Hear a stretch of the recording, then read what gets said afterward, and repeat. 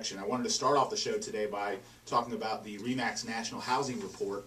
I posted this on our Facebook page, which you can check out at facebook.com/The Duncan Duo Show. Falling inventory forces home prices higher.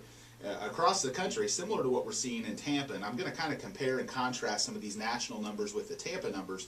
We're seeing home values rising. We're seeing them rise a little more quickly in Tampa because of lower inventory, but the year-over-year sale price across the country is up 8.4%.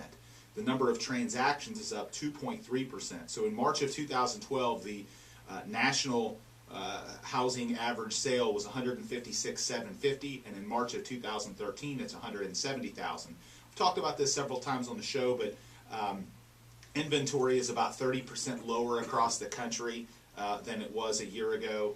You have not as many new homes have been built during that time. You have, in some markets, increases in population, and then drastically low interest rates. Some of the metros that saw the largest year-over-year price increases, with 19 reporting double-digit increases. The largest value gains were Atlanta, Georgia, 42%, San Francisco, 41%, Las Vegas, 32%, Phoenix 29%, Detroit 28%, and Trenton, New Jersey 26%. Then the largest, and so again, that was the largest increase in the median sale prices. So again, considerably, higher values. It's not just a thing going on in Tampa, but it appears to be going on across the country. There are markets that aren't quite experiencing this, but nonetheless, certainly, creating a market that's much different than it was 2 or 3 years ago. Some of the markets across the country where we see the lowest supply of inventory, San Francisco, California has less than 1 month of inventory.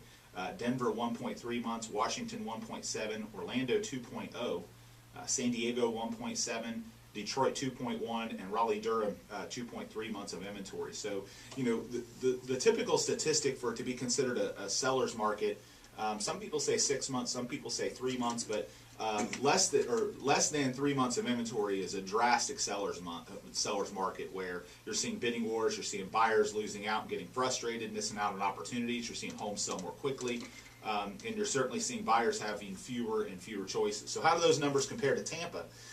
Tampa, for example, we've got 2.9 months of inventory. I'll post these statistics on our Facebook fan page, and we'll put a video of this on YouTube if you want to go back and get these statistics later.